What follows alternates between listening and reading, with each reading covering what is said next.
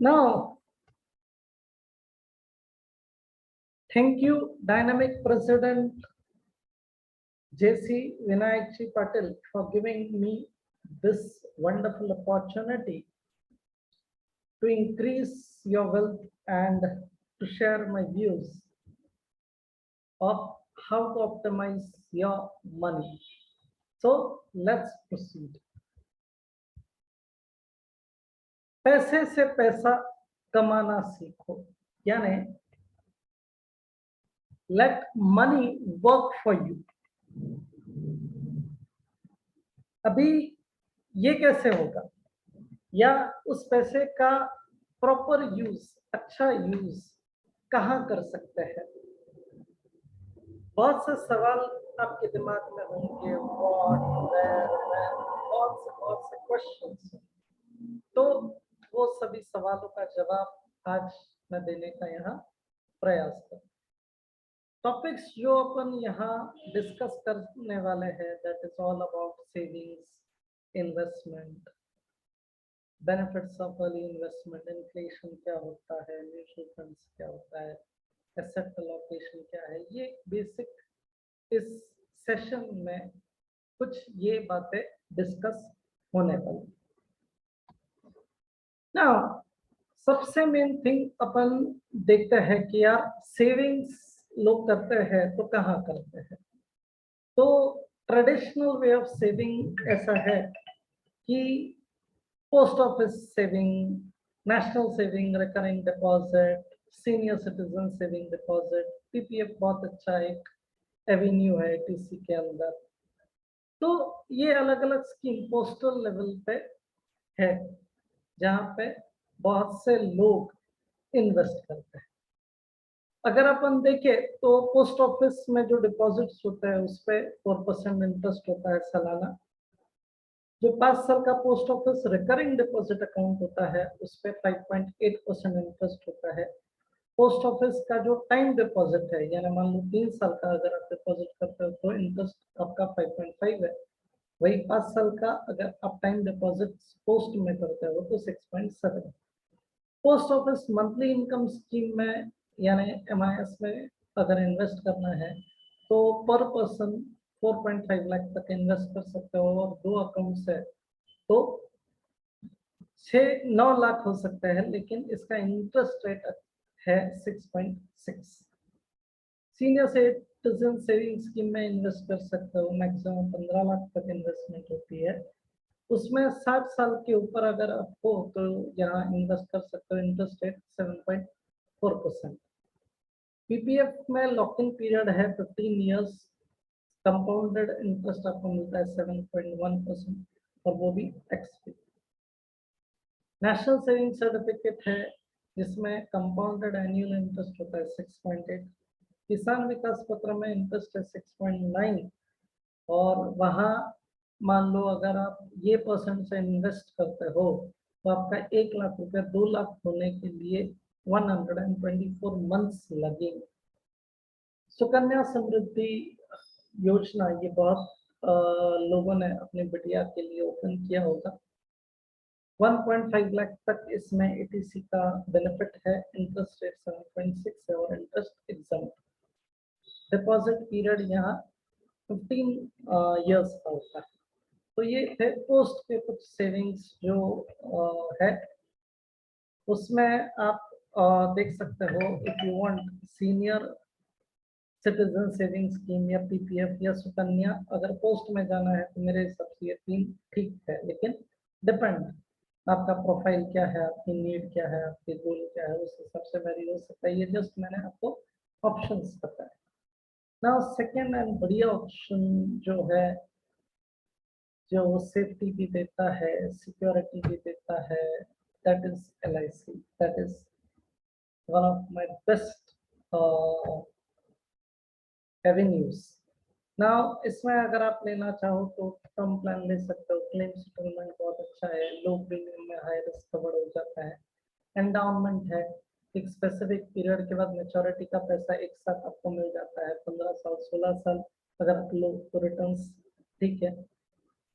15 साल का प्लान लेने से 16 साल का अगर आप लेते हो तो बोनस रेट चेंज हो जाता है। तो मेरा कहना होगा कि 20 साल की जगह पे 21 साल की पॉलिसी लो, 15 साल की जगह पे 16 साल की पॉलिसी लो।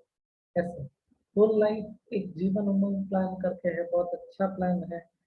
जो सीएस है, डॉक्टर्स है, जिनकी गारंटेड इनकम है, वो भी ये प्लान लेते हैं। होल लाइफ कवर है, guaranteed income for life time है, और आपका एज के हिसाब से रिस्क कवर बढ़ते जाता है। फैमिली को भी एक हैंडसम अमाउंट मिलेगा। मनी बैक 5 5 इयर्स में रिटर्न है। पेंशन प्लान, अगर इसमें इन्वेस्ट करते हो तो जो भी रेट से आज आप इन्वेस्ट करते हो वही आपका लाइफ टाइम तक रहेगा, और आपने जो इन्वेस्ट किया है वो नॉमिनी को आफ्टर डेथ दे दिया जाएगा। कैंसर कवर लेना चाहिए, लो प्रीमियम में हाई रिस्क है। कैंसर ऐसा नहीं है कि यार कैंसर होता है इसीलिए एक पॉलिसी लेना है, लेकिन कॉस्ट बहुत ज़्यादा आता है अगर डिटेक्ट हो जाता है तो इसीलिए कहना रहेगा कि यार वो पॉलिसी ले लीजिए। Now, 7 behavioral skills of successful investor you should follow. अगर आपको सक्सेसफुल इन्वेस्टर बनना है तो आपने क्या करना है? तो सबसे पहले इमोशनल डिसिप्लिन। डिसिप्लिन अपन जब भी बाय करते हैं ना तो इमोशंस होते हैं। लेना है तो आज डिस्काउंट ऑफर है, ले ले आज। इमोशन की वजह से अपन लेते हैं। जब भी पैनिक हो जाते हैं तो बस अपन क्या करते हैं, लो में सेल आउट कर देते हैं। जितना प्रॉफिट बुक हो सकता है तो उससे कम प्रॉफिट बुक होके बाहर निकल जाते हैं। तो वो डिसिप्लिन मेंटेन करना बहुत जरूरी। They don't stop learning. Learning नहीं स्टॉप करना। मार्केट्स में बहुत से अपडेट्स आते रहते हैं। वो आपके फाइनेंशियल एडवाइजर आपको तो कहते होंगे, लेकिन फिर भी you should be updated about the existing products, existing schemes, avenues. तो learn. वेल्थ मैगजीन एक आता है, हर मंडे को आता है, just go through it. They protect the wealth. Wealth creation अलग है, वेल्थ प्रोटेक्शन अलग है। तो वेल्थ प्रोटेक्शन करना बहुत बहुत जरूरी है। Don't follow the heard. सब जन बाय कर रहे हैं तो आप भी पेटीएम बाय कर लेते हो, तो आगे क्या हाल होता है ये आपको मालूम पड़ गया। तो don't follow the heard. They think long term. Long term यानी 2 साल और 3 साल नहीं होते हैं।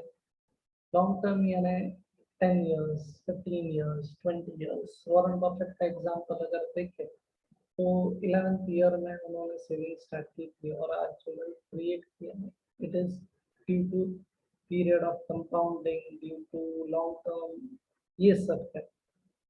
They never procrastinate. प्रोकास्टिनेट यानी अभी जस्ट मैंने फोन लगाया, 31 मार्च जस्ट खत्म हुआ था, तो 31 मार्च को मेरा एक क्लाइंट बहुत पैनिक था, यार इन्वेस्टमेंट्स कहाँ कर सकता है, आज लास्ट डेट है, सेव करना है। तो मैंने कुछ ऑप्शंस बताए और हो गए, लेकिन एक फैमिली मेंबर का केवाईसी नहीं होता था, इन्वेस्ट करना चाहता था लेकिन नहीं हो पा रहा क्योंकि एनएवी उस तरह की अलॉट नहीं हो पा रही थी। आज जस्ट फोन लगाया कि यार चलो, उस दिन नहीं हुआ, आज थोड़ा शांति से केवाईसी कर लेते। नहीं नहीं, अभी थोड़ा बात। बहुत से लोगों के पास पैसा होता है, बहुत से लोग चाहते हैं इन्वेस्ट करो, लेकिन न जाने क्यों प्रोकास्टिनेट करते हैं। अभी वॉर चल रहा था तब मैं उसके पास गया कि यार इन्वेस्ट कर दे। 1 महीना लगभग फॉलोअप चलता रहा फोन पे पर्सनल, लेकिन इन्वेस्ट कर किया, मार्केट जब राइज कर रहा। So why procrastinate, I don't no.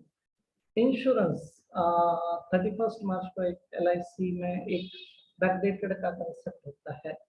तो एक क्लाइंट के पास गया कि यार बैकडेट अगर आप कर लेते हो तो 1 ईयर का बोनस जमा हो जाएगा, आपको टैक्स में भी बेनिफिट हो जाएगा, तो और प्रीमियम भी कम लगेगा। क्योंकि मान लो आज 38 ईयर्स है तो उस 1 साल पहले करते हैं आप ये पॉलिसी, तो 37 एज के हिसाब से प्रीमियम लगेगा। तो जस्ट स्टार्ट। लेकिन नहीं, बाद में 4 बजे अभी डॉक्यूमेंट्स नहीं है, अभी समझा दे, और न जाने क्या न जाने। 31 तारीख भी खत्म हो गई, 4 तारीख भी खत्म हो गई, कुछ थोड़ा ग्रेस पीरियड होता है उसमें भी आप इन्वेस्ट करते हो तो भी कुछ हो सकता है, लेकिन नहीं किया, मेडिकल बाकी रहा और वो केस अगले साल के लिए शिफ्ट हो गया, यानी क्या अगर यस कर देता 8 दिन पहले जब बोला कि यार आज संडे है, आज साइन कर लेते हैं, लेना तो है ही प्रोडक्ट, क्यों लास्ट मिनट का वेट नहीं। आज क्या हो गया, एक मस्त जो ऑप्शन था वो आज से चला गया। तो प्रोक्रास्टिनेशन का रिजल्ट अच्छा नहीं होता है। बहुत से म्यूचुअल फंड्स में भी लोग कहते हैं यार अर्ली स्टार्ट करो। मेरे पास एक गवर्नमेंट एम्प्लॉय है, एज 51 प्लस, और कहते हैं 10 साल के लिए मैक्स में सेव करना करूँगा, कितना पैसा बनेगा। अभी आप विचार करो 10 इयर्स में, ठीक है मैं थोड़ा हाई रिस्क अगर दे भी दूँ इन केस कि यार रिटर्न थोड़ा पॉप अप हो, लेकिन आप विचार करो 51 इयर्स में कितना पैसा डालना पड़ेगा तब कहीं एक बल्क में अच्छा पैसा बन जाएगा। लेकिन वही अगर एक proper age 18 20 22 max to max ये एज में 500,000 2000 5000 की भी एस आई पी करते हैं, 10 25 ईयर्स अगर वो एस आई पी कंटिन्यू करता है तो कंपाउंडिंग का इफेक्ट क्या होगा। एक जस्ट बहुत पुराना एक फंड याद आता है निप्पॉन का, 2000 में ये फंड स्टार्ट हुआ था, 1 लाख रुपए जिसने इन्वेस्ट किए थे, आप यकीन नहीं मानोगे 20 साल में वो 1 करोड़ प्लस थे। तो उस वक्त किसी ने आपको कहा और इमीडिएटली आपने वो 10 रुपए नेवी से इन्वेस्ट कर दिया, और आज जब 20 साल बाद देखते हो तो 1 लाख का 1 CR हो गया। लेकिन 1 लाख का 1 CR लेने वाले कितने लोग थे, तो मैक्स टू मैक्स 2 to 3% थे। 1 लाख का 2 लाख हुआ इन कैश के लिए, 1 का 5 रुपया इन कैश के लिए। सो वेल्थ क्रिएट होता है, लेकिन over a period of time create होता है। तो उस वक्त तक डिसिप्लिन, उस वक्त तक पैनिक नहीं होना है, उस वक्त तक वोलेटिलिटी मार्केट में बने रहना है, बहुत सी चीजें हैं। So don't procrastinate, they are careful about spending money, कहाँ पैसा खर्च करना है। अपन बहुत से मॉल्स में जाते हैं तो डिस्काउंट ऑफर होता है, चलो एक ले लेते हैं एक्स्ट्रा, वो एक्स्ट्रा की शायद आपको अभी जरूरत भी नहीं है, लेकिन क्योंकि डिस्काउंट ऑफर है बाइंग, तो बाइंग इमोशनल बाइंग ज्यादा होती है, तो बहुत प्रॉब्लम हो सकता है आपके फाइनेंसेस में, क्योंकि कैश आउटफ्लो ज्यादा होता है। तो वहां ध्यान दीजिए। डूस एंड डोंट्स, तो ट्रेड अलर्ट्स के लिए रजिस्टर कीजिए ताकि थोड़े से अपडेट्स आते रहे स्टॉक्स में। अगर आप डील करते हो, आपका जो भी पोर्टफोलियो है म्यूचुअल का हो शेयर्स का हो, थोड़ा रेगुलरली उसे वॉच कीजिए, रेगुलरली उसमें क्या प्लस है क्या माइनस है क्या कर सकते हैं थोड़ा सा देखिए। आपका जो भी पैसा है डाइवर्सिफाई कीजिए, सेक्टर वाइज कीजिए, या रिस्क के हिसाब से, होराइजन के हिसाब से थोड़ा सा डाइवर्सिफाई कीजिए। Take informed decision. Informed decision का मतलब क्या होता है कि सोच समझ के कुछ डिसीजन दीजिए। और थोड़ा भी पैसा है ना, अभी जैसे लिक्विड फंड में भी अगर आप डाल देते हो, क्योंकि 2 दिन 4 दिन आपको पैसा नहीं लगेगा, लेकिन वो एक सेविंग सेविंग की हैबिट है। वही अगर पैसा पड़ा है, चलो कुछ परचेस करते हैं, वीकेंड में खर्च हो जाए, लेकिन वही अगर पहले ही लिक्विड में ट्रांसफर कर दिया है म्यूचुअल फंड्स में, तो टेंशन नहीं रहेगा। तो थोड़े से कुछ बातें जो आप कर सकते हो करना चाहिए। डोंट्स, जैसे आपका ट्रेडिंग पासवर्ड किसी शेयर मत कीजिए, शॉर्ट टर्म गेन्स के पीछे ज्यादा मत भागिए, ब्लू चिप कंपनीज में इन्वेस्ट करके रख दीजिए, and do not invest in share based on tips. एक बहुत ही रिनाउंड ब्रोकर है, लेकिन मैंने ऐसा सुना है कि 100 टिप्स में से 30 ही प्रॉपर होती है, तो जिसका काफी एक्सपीरियंस है वो अगर 100 में से 30 ही वर्कआउट टिप्स करती है, तो अब सोचो टिप्स पे आपने कितना भरोसा रखना है। And don't make huge investments. और है किसी का म्यूचुअल फंड्स में मान लो 60-70 फोलियोस है, तो कैसे मैनेज कर पाओगे। तो लिमिटेड रखो, लेकिन क्वालिटी स्टॉक्स रखो, क्वालिटी म्यूचुअल फंड्स रखो, जो भी है ऐसा। 6 कॉमन मिस्टेक्स जो भी डायरेक्ट इन्वेस्टर्स करते हैं। आजकल बोला जाता है कि डायरेक्ट इज बेटर, बहुत जगह एवेन्यू से मोबाइल से इमीडिएट ट्रांजैक्शन कंप्लीट हो जाता है, डायरेक्ट में इन्वेस्ट करते हैं। लेकिन बहुत से लोग डायरेक्ट से फिर से मेरे पास आ जाते हैं, क्यों आते हैं? तो थोड़े से कुछ चीज़ें हैं जिसकी वजह से वो रिटर्न आ जाते हैं। सो 6 रीजंस क्या है, 6 मिस्टेक्स क्या है वो करते हैं। तो फर्स्ट है कि एट फर्स्ट ले लेते हैं टॉप रैंक स्कीम, रेटिंग के बेसिस पे स्कीम ले लेते हैं और फिर थोड़ा सा कभी कभार कुछ डिसीजन गलत हो जाता है। टेकिंग अनवांटेड रिस्क ले लेते हैं, वो भी अच्छा नहीं है। कंफ्यूज्ड हो जाते हैं कि कहाँ इन्वेस्ट करना है, अपना फ्रेंड यहाँ इन्वेस्ट कर रहा है, चलो मैं अभी भी स्कीम ले ले, उसको 17% मिला है तो मेरे को भी 17% आ रहा है, लेकिन उसकी डेट ऑफ इन्वेस्टमेंट क्या, उसका फंड कौन सा, उसका मोड कौन सा है, उसने कब स्टार्ट किया, बहुत सी चीजें होती है। सेम गाड़ी आप लेते हो क्या, नहीं लेते हो, आपके नीड, आपका जो स्टैंडर्ड है उस हिसाब से लेते हो, तो सेम इन्वेस्टमेंट क्यों? हर एक का रिस्क एपेटाइट अलग है, हर एक का गोल अलग है। सो उस पर मत जाइए। नो कॉन्क्रीट प्लान्स मेरे के पास आता है, बस म्यूचुअल फंड में पैसा रखना, लॉन्ग टर्म के लिए रखना है, तो एक अच्छी स्कीम बता, ओके 10-15 साल, ओके यस यस चलेगा चलेगा बता। एंड जैसे ही थोड़ी सी वॉलेटिलिटी आती है, जैसे ही थोड़ा प्रॉफिट दिखने लगता है या थोड़ा निकाल लेके, सो इमोशंस कंट्रोल नहीं हो पाता है। ठीक है उस वक्त कुछ गाइडेंस देता हूँ, जो भी उस वक्त सही डिसीजन रहता है दोनों डिस्कस करके लेता है, लेकिन फिर भी कहने का कॉन्क्रीट प्लान नहीं है। टारगेट कुछ अलग था, वोलेटिलिटी आई या कुछ थोड़ा इजी मनी कम में अमाउंट में दिख, कम पीरियड में दिख गया, एंड कैश करना चाहते हैं, तो ये सब होता है। सो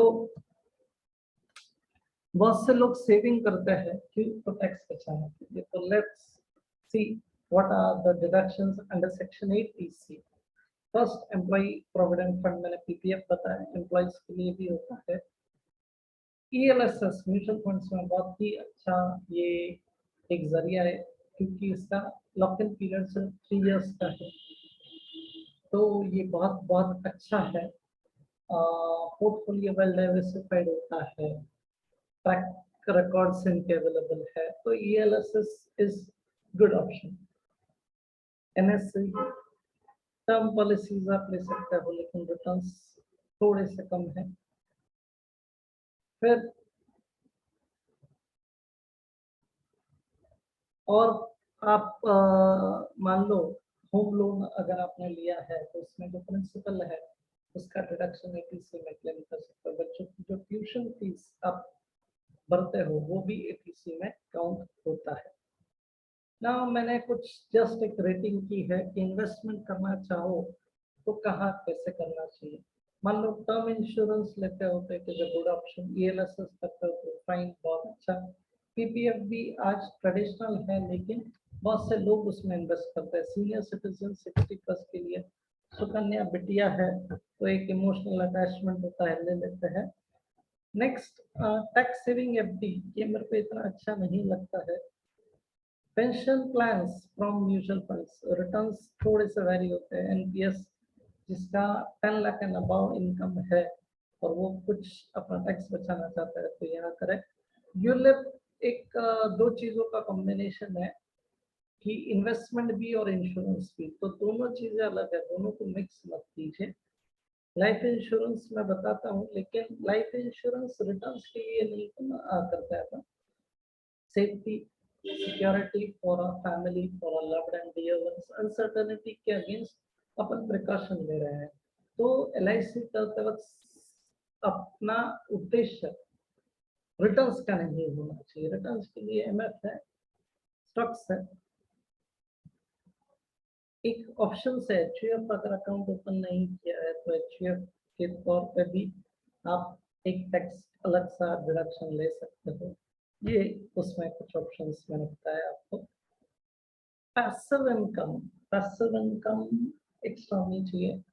एक ही सोर्स ऑफ इनकम पे है तो कोविड जैसे पीरियड में गड़बड़ हो सकती है, तो ये मैंने कुछ चीजें आपको बताई है। कि पैसिव इनकम है। अभी जैसे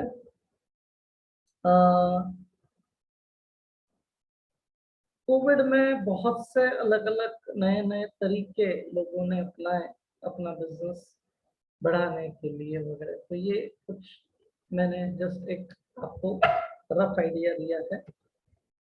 now 10 habits of successful investor. तो अपन देखते हैं habit play a very important role in your saving and returns. So what should be the habits? First, successful investors start early, don't delay. तो मैंने वही बताया कि जल्दी स्टार्ट करो, रेगुलर इन्वेस्ट करो तो बल्क में पैसा कमाओगे। Second, set goals and stay invested. Goals आपका चाइल्ड एजुकेशन हो सकता है, चाइल्ड मैरिज हो सकता है, रिटायरमेंट हो सकता है, वेकेशन हो सकता है, इमरजेंसी फंड्स हो सकता है, कुछ भी। तो वो गोल के हिसाब से इन्वेस्टमेंट कीजिए। हैव रियलिस्टिक एक्सपेक्टेशन, जो हो सकता है। अभी कुछ इन्वेस्टर्स आते हैं, यार 50% रिटर्न चाहिए, 60% रिटर्न चाहिए, 30% प्लस चाहिए, तो मिल भी सकता है, नो डाउट, लेकिन रिस्क कितना। तो इन्फ्लेशन और बेसिक ग्रोथ अपना जो इंडिया का जीडीपी है उस हिसाब से एक एवरेज रिटर्न मिल गया तो भी बहुत है, लेकिन नहीं, एमएफ में 15%, 20%, 25% रिटर्न चाहिए।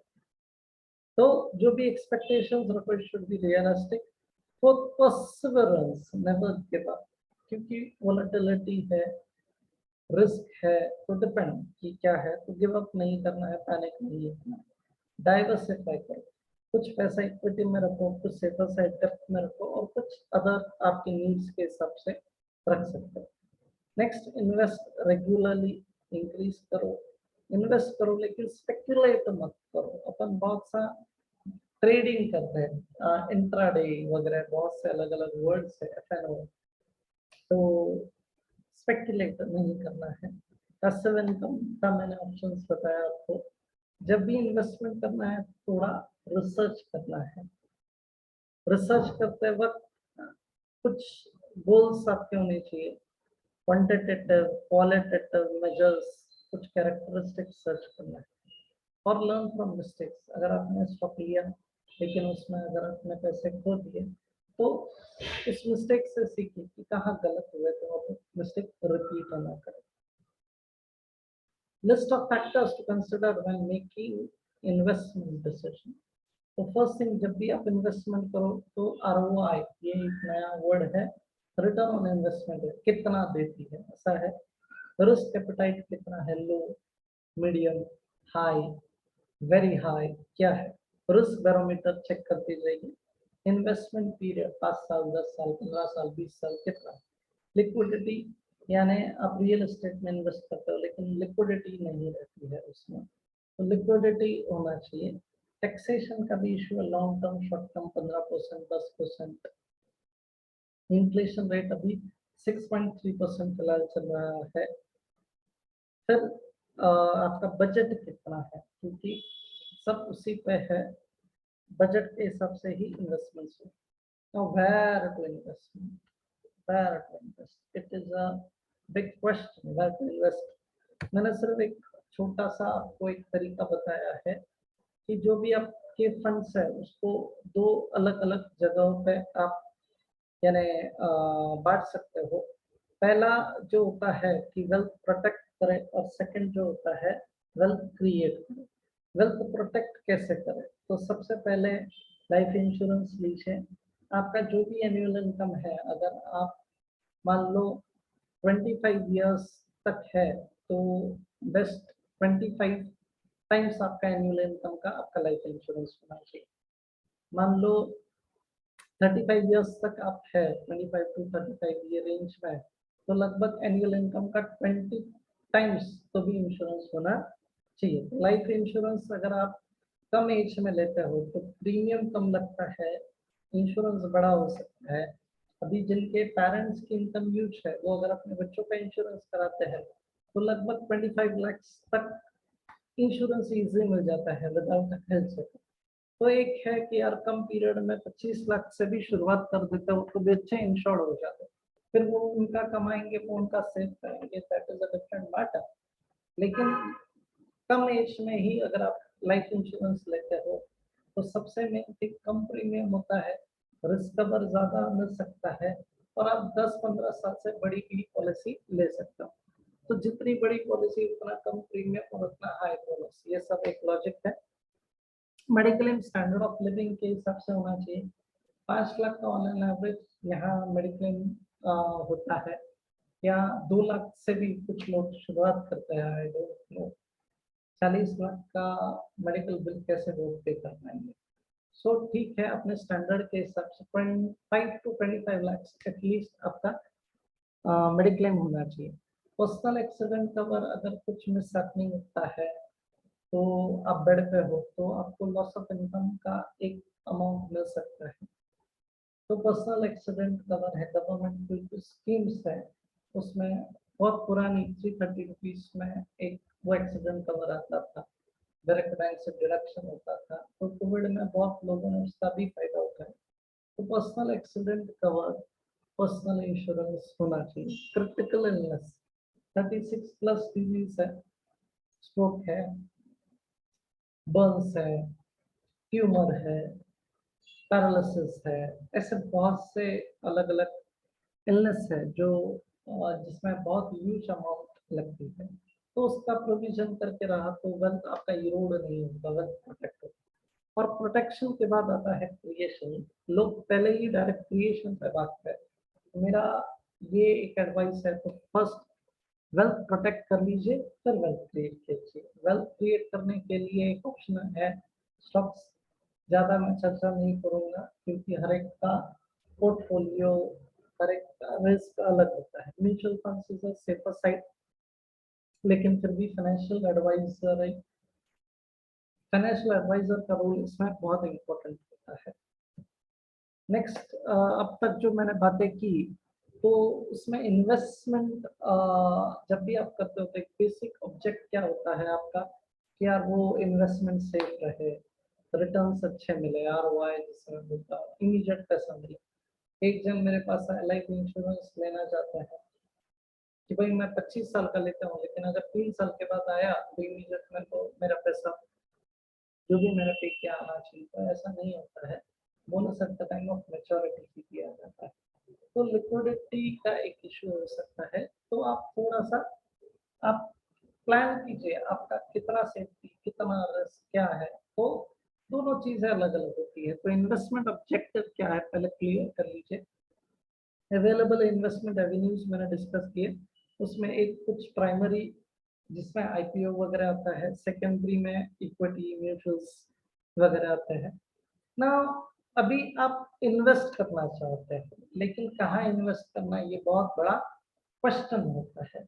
सो लेट्स डिस्कस कि कहाँ इन्वेस्ट कर सकते हैं। अभी मान लो आपको इन्वेस्ट करना है, तो पहले दिमाग में क्या आता है, यार शेयर ले लेते हैं, शेयर में अच्छा पैसा बन जाता है। सेंसेक्स कहा था, अभी बहुत अच्छा रिटर्न दे रहा है, उससे बहुत अच्छा पैसा कमाए, चलो मैं भी कर देता हूँ।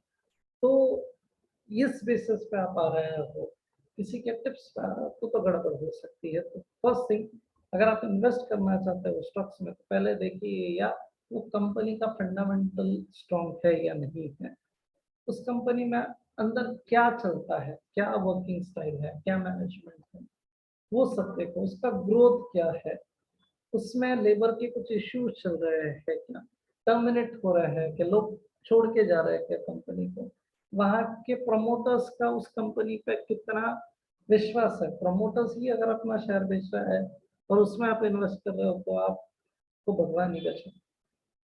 Don't take decision based on just on summary accounts, just cash flow देख लिया, ओके चलो ले लेते हैं। एक ही सेक्टर में इन्वेस्ट नहीं करना है। Pharma, auto, bank, cement, chemicals, अलग अलग सेक्टर्स होते हैं, हर एक की वैल्यू अलग अलग पीरियड में होती है। तो वेल डाइवर्सिफाइड होना चाहिए। सिर्फ शेयर चीप है इसलिए नहीं लेना है, तो यस बैंक जैसे हालत हो जाएगी। बीवेयर ऑफ रूमर्स, रूमर्स बढ़ने वाला है, कम होने वाला है, एक साथ सभी बेच देते हैं और न जाने क्या है।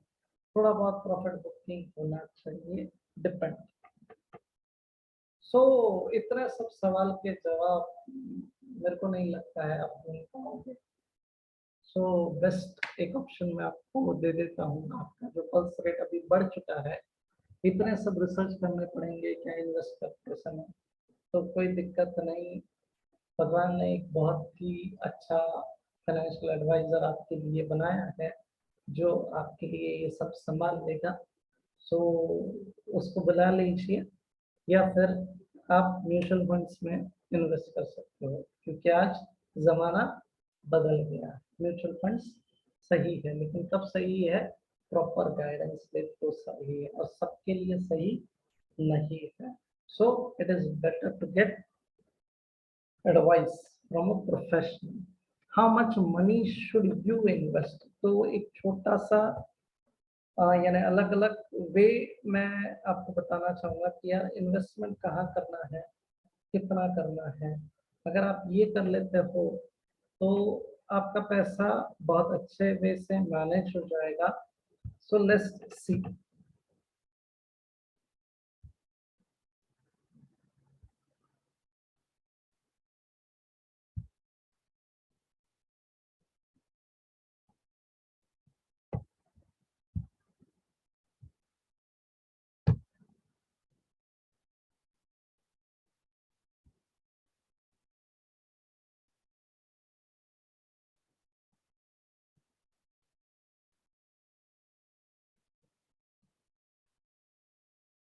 2 मिनट का इंतजार, we'll just proceed.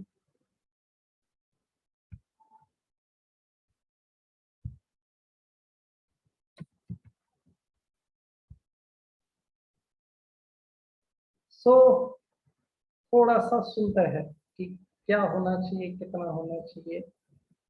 ये अगर फॉलो अप करते हो तो फाइनेंशियली फ्रीडम आप हो सकते हो। So let's begin.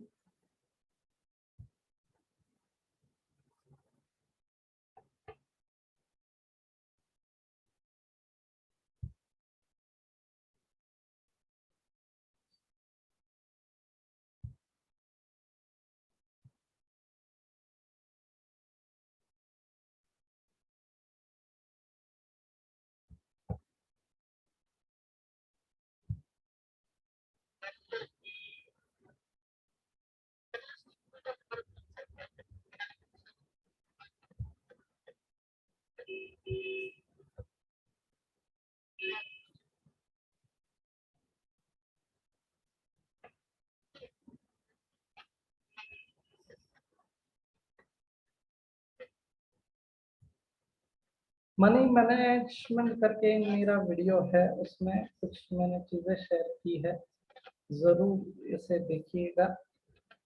10% खुद को देना है, और 5% कहाँ, 15% कहाँ, तो आपका पैसा बहुत अच्छे वे में मैनेज हो जाएगा। कुछ बातें मैंने यहाँ शेयर की है, just go through it. Sound का थोड़ा सा इशू आ रहा है, लेकिन okay, will proceed. Any question answers, I'll be happy to answer it. Thank you.